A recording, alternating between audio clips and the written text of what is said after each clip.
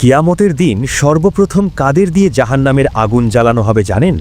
কোনো মূর্তি পূজারী দিয়ে নয়, কোনো জিনাখোর বা মদখোর দিয়েও নয়, এমনকি ফেরাউন বা নমরুদ দিয়েও নয়, বরং জাহান্নামের আগুন প্রথম উদ্বোধন করা হবে এই উম্মতের ৩ জন নেককার ব্যক্তিকে দিয়ে।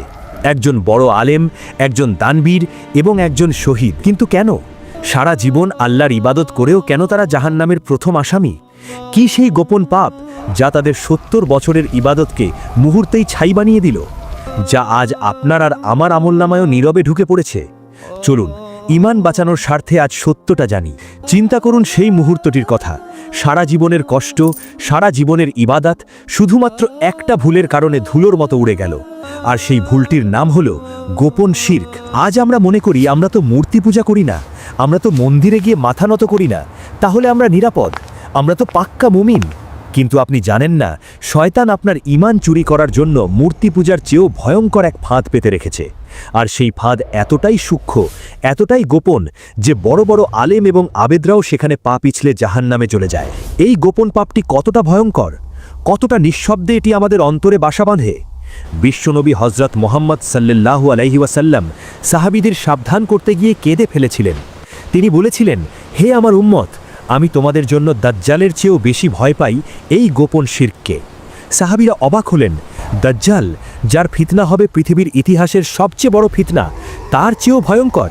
নবীজি বললেন, হ্যাঁ, এই উম্মতের মধ্যে শিরক এমন গোপনে, এমন নিঃশব্দে প্রবেশ করবে যেমন গভীর অন্ধকার রাতে নিকষ কালো পাথরের ওপর দিয়ে একটি কালো পিঁপড়ে হেঁটে গেলে তাকে যেমন দেখা যায় না, তার পায়ের শব্দও শোনা যায় না, ঠিক তেমনইভাবে শিরক তোমাদের অন্তরে ঢুকে যাবে আর তোমরা টেরও পাবে না। ভাবুন একবার, হযরত আবু বকর সিদ্দিক রাদিয়াল্লাহু আনহুর মতো মানুষ, যার ঈমান সারা পৃথিবীর মানুষের ঈমানের চেয়েও ভারী, তিনিও এই কথা শুনে ভয়ে থরথর করে কেঁপেছিলেন। তিনি জিজ্ঞেস করেছিলেন, হে আল্লাহর রসুল, এত গোপন শিরক থেকে আমরা বাঁচব কিভাবে? আমরা বুঝব কিভাবে যে আমাদের অন্তরে শিরক ঢুকেছে? আজকের যুগের দিকে তাকান, এই গোপন শিরক আজ ভাইরাসের মতো আমাদের রগ রেশায় মিশে গেছে। কিন্তু এই শিরক কি একদিনে এসেছে? না, এর পেছনে রয়েছে শয়তানের হাজার বছরের এক মাস্টার প্ল্যান। ইতিহাসের পাতার দিকে তাকান, হযরত আদম আলাইহিস সালাম এবং তার পরবর্তী 10টি জন্ম পর্যন্ত পৃথিবীতে কোনো শিরক ছিল না। মানুষ এক আল্লাহর ইবাদত করত। শয়তান হতাশ হয়ে পড়েছিল। সে মানুষকে দিয়ে চুনি করাতে পারত, খুন করাতে পারত, কিন্তু শিরক করাতে পারছিল না। তখন সে এক ভয়ঙ্কর বুদ্ধি বের করল। সে সরাসরি বলল না যে আল্লাহকে ছেড়ে দাও, সে ধরল মানুষের আবেগের জায়গা। নূহ আলাইহিস সালামের সময় 5 জন খুব নেককার এবং আল্লাহওয়ালা মানুষ ছিলেন। তাদের নাম ছিল ওয়াদ, সুয়া, ইয়াগুস, ইয়াউক এবং নাসার।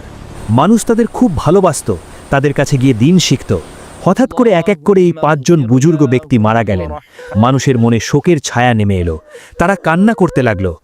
ঠিক এই সুযোগটাই নিল শয়তান। সে মানুষের রূপ ধরে তাদের কাছে এলো। সে খুব দরদ দেখিয়ে বলল, আহা, তোমরা তোমাদের প্রিয় বুজুর্গদের হারিয়ে খুব কষ্টে আছো, তাই না? তারা থাকলে তোমরা কত ইবাদত করতে।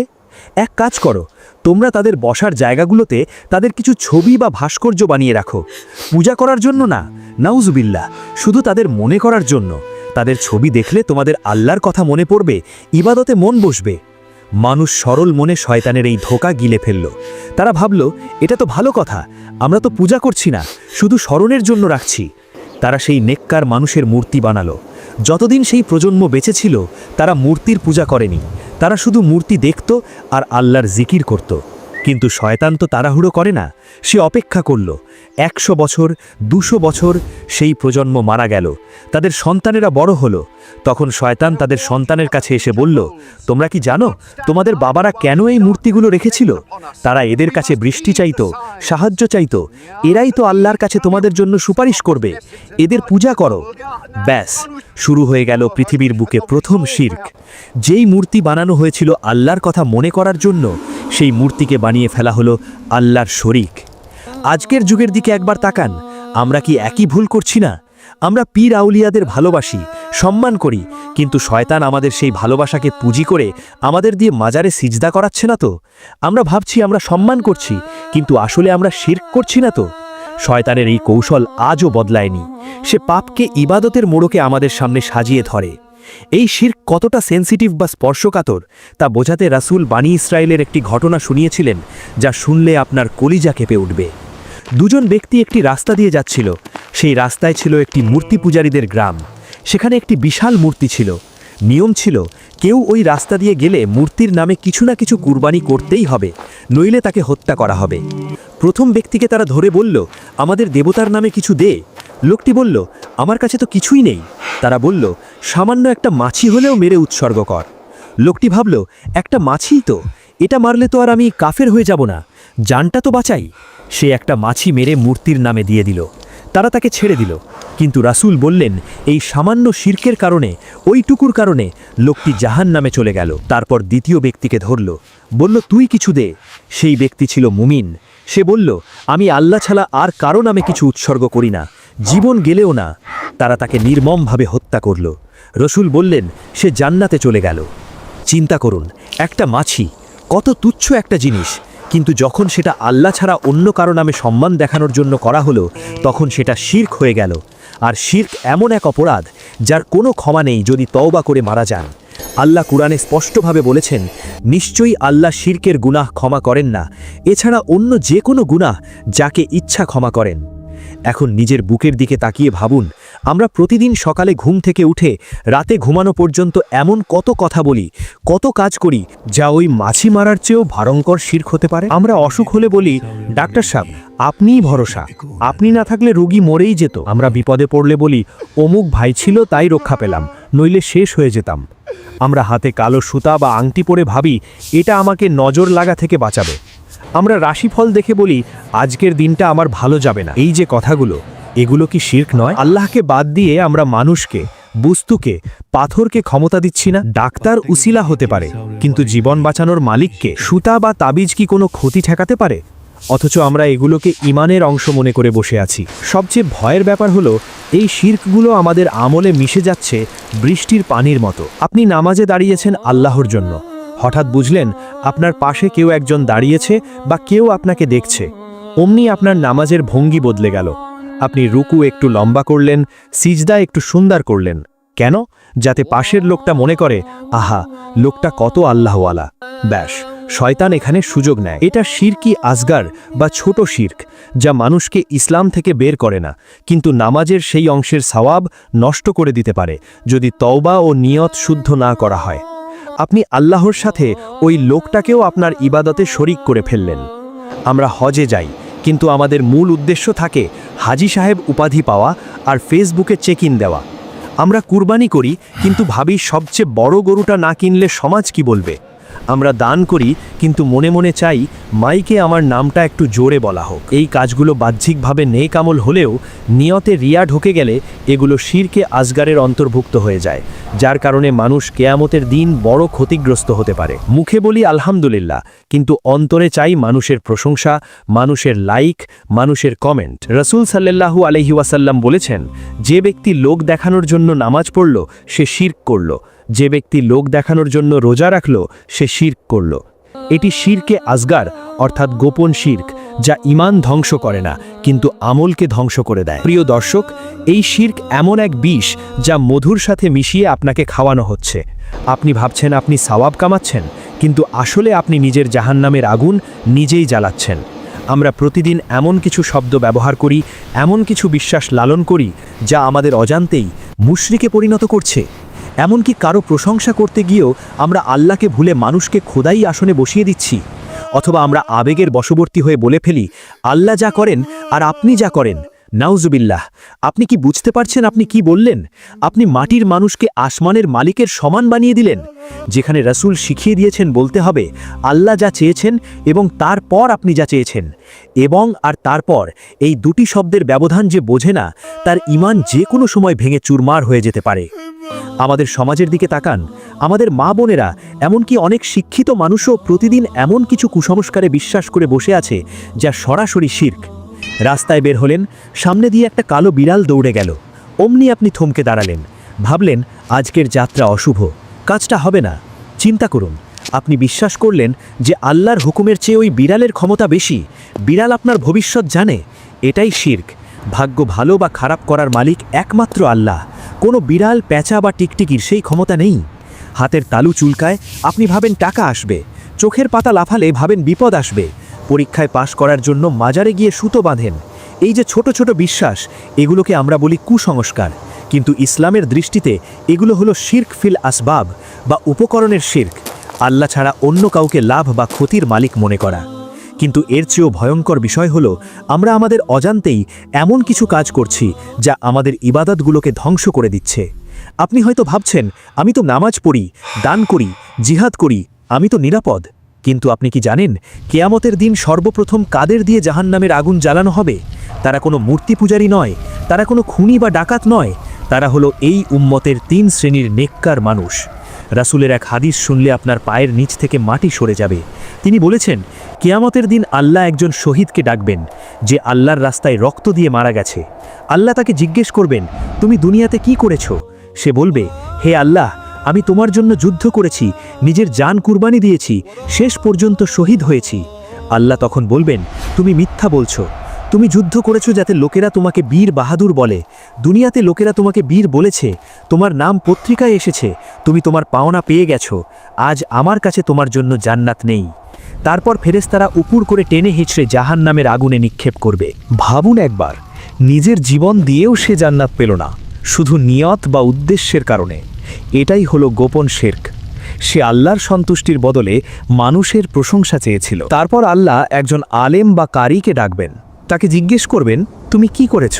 সে বলবে, হে আল্লাহ, আমি সারা জীবন ইলম শিখেছি, মানুষকে শিখিয়েছি, সুন্দর সুরে কুরআন পড়েছি শুধু তোমার জন্য।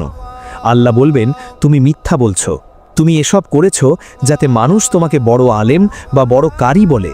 লোকে তোমাকে সম্মান দিয়েছে, তুমি দুনিয়াতে তোমার পুরস্কার পেয়ে গেছো। তারপর তাকেও জাহান্নামে ছুঁড়ে ফেলা হবে। তৃতীয় ব্যক্তি হবে একজন দানবীর, যে তার অঢেল সম্পদ দান করেছে। আল্লাহ তাকেও বলবেন, তুমি দান করেছো যাতে লোকে তোমাকে দানশীল বলে, আমার জন্য করনি। তাকেও জাহান্নামের ইন্ধন বানানো হবে। প্রিয় দর্শক, এই হাদিসটি শোনার পর আমাদের কি আর কোনো অহংকার থাকা উচিত? আমরা সামান্য 2 টাকা দান করে ফেসবুকে ছবি দিই। আমরা 2 রাকাত নামাজ পড়ে ভাবি আমরা জান্নাত কিনে ফেলেছি। অথচ ওই শহীদ, ওই আলেম, ওই দানবীর, যারা আমাদের চেয়ে 1000 গুণ বেশি আমল করেছিল, শুধু মানুষকে দেখানোর কারণে, অন্তরে গোপন শিরক থাকার কারণে তারা জাহান্নামে গেল। আজকের যুগের দিকে তাকান, আমাদের প্রতিটি কাজ এখন ভাইরাল হওয়ার জন্য। আমরা কুরবানি দিই, কিন্তু আমাদের লক্ষ্য থাকে কার গরুটা সবচেয়ে বড় সেটা সমাজকে দেখানো।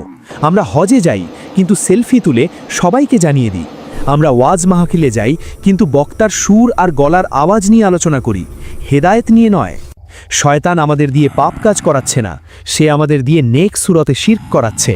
সে আমাদের আমলগুলোকে উই পোকার মতো ভেতর থেকে খেয়ে ফেলছে। সবচেয়ে ভয়ের ব্যাপার হলো, আমরা যখন কোনো বিপদে পড়ি তখন আমাদের প্রথম চিন্তাটা কি আসে? ধরুন আপনার সন্তান অসুস্থ, আপনার মাথায় প্রথম কি আসে? আল্লাহ সুস্থ করবেন, নাকি অমুক স্পেশালিস্ট ডাক্তারই একমাত্র ভরসা? যদি মনে করেন ডাক্তারই হায়াত মৌতের মালিক, তবে ওটাই শিরক। ডাক্তার উসিলা মাত্র, আরোগ্যদাতা আল্লাহ। আমরা মুখে বলি আল্লাহ মালিক, কিন্তু পকেটে রাখি তাবিজ। আমরা মুখে বলি ভাগ্য আল্লাহর হাতে, কিন্তু খবরের কাগজে রাশিফল খুঁজি। এই দ্বিমুখী আচরণই হলো মুনাফিকি, এটাই হলো গোপন শিরক। রসুল সাল্লাল্লাহু আলাইহি ওয়াসাল্লাম বলেছেন, যে ব্যক্তি কোনো কিছু লটকালো, তাবিজ বা সুতো, সে তার উপরই ভরসা করল, অর্থাৎ আল্লাহর সাহায্য থেকে বঞ্চিত হলো। এখন প্রশ্ন হলো, এই ভয়াবহ পাপ থেকে বাঁচার উপায় কি? আমরা তো মানুষ, আমাদের অজান্তেই হয়তো এমন ভুল হয়ে যাচ্ছে। আমরা হয়তো এমন কোনো কথা বলে ফেলেছি বা এমন কোনো কাজ করে ফেলেছি যা শিরক, কিন্তু আমরা জানি না। আমাদের অবস্থাও কি ওই 3 ব্যক্তির মতো হবে? আমরাও কি হাসরের মাঠে রিক্ত হস্তে দাঁড়াবো? এমন একটি দোয়া আছে যা পাঠ করলে আপনার অজান্তে করা সব শিরক আল্লাহ মাফ করে দেবেন। সেই মহাঔষধ বা সেই জাদুকরি দোয়াটি হলো, আল্লাহুম্মা ইন্নী আউযুবিকা আন উশরিকা বিকা ওয়া আনা আলামু ওয়া আস্তাগফিরুকা লিমা লা আলামু। অর্থটা শুনলে আপনার চোখে পানি চলে আসবে। এর অর্থ হলো, হে আল্লাহ, আমি জেনে বুঝে তোমার সাথে শিরক করা থেকে তোমার কাছে আশ্রয় চাইছি, এবং আমি যা জানি না বা আমার অজান্তে হয়ে যাওয়া সেই শিরক থেকেও তোমার কাছে ক্ষমা চাইছি। ভাবুন একবার, কত চমৎকার এই দোয়া। আমরা মানুষ, আমরা দুর্বল, শয়তান আমাদের ধোঁকা দিতে পারেই, কিন্তু যখন আপনি প্রতিদিন সকাল সন্ধ্যায় এই দোয়াটি পড়বেন, তখন আল্লাহ আপনার অজান্তে হয়ে যাওয়া সেই কালো পিঁপড়ের মতো গোপন শিরকগুলোকেও মাফ করে দেবেন। রাসূল সাল্লাল্লাহু আলাইহি ওয়াসাল্লাম বলেছেন, এই দোয়াটি শিরক থেকে বাঁচার জন্য ঢাল স্বরূপ। কিন্তু শুধু দোয়া পড়লেই কি হবে? না, এর পাশাপাশি আমাদের অন্তরের ডাক্তার হতে হবে। আমাদের ঈমানকে বাঁচাতে হলে আজ থেকেই 3টি প্র্যাকটিক্যাল কাজ শুরু করতে হবে। প্রথমত, নিয়ত শুদ্ধ করা বা চেক করা। আপনি যখনই কোনো ভালো কাজ করবেন, নামাজ পড়বেন বা দান করবেন, ঠিক কাজটা শুরু করার আগে নিজের মনকে একটা প্রশ্ন করবেন, আমি এটা কার জন্য করছি? আল্লাহর জন্য নাকি মানুষের প্রশংসার জন্য? যদি মনে হয় মানুষের দেখানোর ইচ্ছে আছে, তবে থামুন, নিজেকে ধমক দিন, মনে মনে বলুন, মানুষ আমাকে জান্নাত দিতে পারবে না, মানুষ আমাকে জাহান্নাম থেকেও বাঁচাতে পারবে না, আমি শুধু রবের জন্য করব। শয়তান আপনাকে বলবে, তাহলে কাজটা বাদ দে। না, কাজ ছাড়বেন না, শুধু নিয়তটা পাল্টে ফেলুন। একেই বলে ইখলাস। দ্বিতীয়ত, প্রশংসার ভয় পড়া। সাহাবায়ে কেরামদের কেউ যখন প্রশংসা করত, তারা ভয়ে কেঁদে ফেলতেন। তারা ভাবতেন, হায়, এই প্রশংসাই না আমার ধ্বংসের কারণ হয়। আজ থেকে কেউ যদি আপনার প্রশংসা করে, ফেসবুকে যদি কেউ আপনাকে নেককার বলে কমেন্ট করে, তবে খুশিতে গদগদ হবেন না, বরং মনে মনে ভয় পাবেন এবং আল্লাহর কাছে বলবেন, হে আল্লাহ, এরা আমার বাইরেরটা দেখছে, কিন্তু তুমি আমার ভেতরের খবর জানো। আমাকে এদের কথার চেয়েও উত্তম বানাও এবং আমার গুনাহগুলো মাফ করো। প্রশংসা শুনে ফুলে ফেপে উঠবেন না, এটাই মুমিনের বৈশিষ্ট্য। তৃতীয়ত, কুসংস্কার ঝেড়ে ফেলা। আজই আপনার হাত থেকে, সন্তানের গলা থেকে বা কোমরের সেই কালো সুতো, তামার আংটি বা তাবিজ খুলে ফেলুন। বিশ্বাস করুন, এগুলো আপনাকে রক্ষা করছে না, বরং আল্লাহর রহমতকে আপনার থেকে দূরে ঠেলে দিচ্ছে। একমাত্র আল্লাহই রক্ষাকারী। রাশিফল দেখা বন্ধ করুন। যাত্রাপথে বিড়াল, হাঁচি কাশি বা কোনো অশুভ লক্ষণ মানা বন্ধ করুন। যখনই মনের ভেতর এমন ভয় আসবে, তখনই বলবেন, হাসবুনাল্লাহু ওয়া নেমাল ওয়াকিল, অর্থাৎ আমার জন্য আল্লাহই যথেষ্ট এবং তিনি কতই না উত্তম অভিভাবক। শিরক এমন এক অপরাধ যা আল্লাহ ছাড়া আর কেউ মাফ করতে পারে না। আল্লাহ কুরআনে স্পষ্ট বলে দিয়েছেন, নিশ্চয়ই আল্লাহ তার সাথে শিরক করাকে ক্ষমা করেন না, এছাড়া অন্য যে কোনো গুনাহ যাকে ইচ্ছা ক্ষমা করেন। এর মানে হলো, শিরক নিয়ে যদি কেউ মারা যায়, তার জন্য জান্নাতের দরজা চিরতরে বন্ধ। কিন্তু যতক্ষণ শ্বাস আছে, ততক্ষণ আশাও আছে। আপনি যদি অতীতে জেনে না জেনে শিরক করে থাকেন, মাজার পূজা করে থাকেন, গণকের কাছে গিয়ে থাকেন বা মানুষকে দেখানোর জন্য ইবাদত করে থাকেন, হতাশ হবেন না। আল্লাহর দয়া তার রাগের চেয়ে অনেক বড়। আজই এই মুহূর্তে তওবা করুন। চোখের পানি ফেলে বলুন, হে আল্লাহ, আমি ভুল করেছি, আমি বুঝতে পারিনি, আমি সব শিরক থেকে তওবা করছি, আমাকে নতুন করে মুসলিম হিসেবে কবুল করো। বিশ্বাস করুন, আপনার তওবা যদি খাঁটি হয়, আল্লাহ আপনার পিছনের সব গুনাহ মাফ করে দেবেন। এমনকি শিরকের মতো বড় গুনাহ তিনি মুছে দেবেন। মনে রাখবেন, আমাদের আসল ঠিকানা এই পৃথিবী নয়। কবরের সেই অন্ধকার ঘরে আপনার টাকা যাবে না, আপনার খ্যাতি যাবে না, আপনার ফেসবুকের লাইক যাবে না, যাবে শুধু আপনার কলবুন সালিম বা পরিচ্ছন্ন অন্তর, যে অন্তরে আল্লাহ ছাড়া আর কারো জায়গা নেই। আসুন আমরা প্রতিজ্ঞা করি, আমরা আমাদের সিজদা শুধু আল্লাহকে দেব, আমাদের ভয় শুধু আল্লাহকে পাব, আমাদের আশা শুধু আল্লাহর কাছে করব। হে আল্লাহ, আমাদের এই ক্ষুদ্র প্রচেষ্টাকে কবুল করো। আমাদের এবং আমাদের পরিবারকে প্রকাশ্য এবং গোপন সব ধরনের শিরক থেকে হেফাজত করো। আমাদের ঈমানের সাথে মৃত্যু নসিব করো। ভিডিওটি শেয়ার করে আপনার বন্ধুদেরও এই ভয়ঙ্কর পাপ সম্পর্কে সতর্ক করুন। হয়তো আপনার একটি শেয়ারের কারণে কেউ শিরকের পথ থেকে ফিরে আসবে, আর সেটাই হবে আপনার জন্য নাজাতের উসিলা। আল্লাহ আমাদের তৌফিক দান করুন। আমিন ইয়া রাব্বাল আলামিন।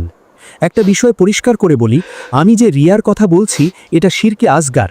এটা মানুষকে ইসলাম থেকে বের করে না, কিন্তু আমল ধ্বংস করে দেয়, আর এই কারণেই রাসূল এটাকে ভয়ঙ্কর বলেছেন। আমি কোনো আলেম নই, কুরআন ও সহিহ হাদিসের আলোকে সাধারণ মুসলিম হিসেবে আত্মশুদ্ধির কথা বলছি। কোনো ভুল হলে আল্লাহর কাছে ক্ষমা প্রার্থী।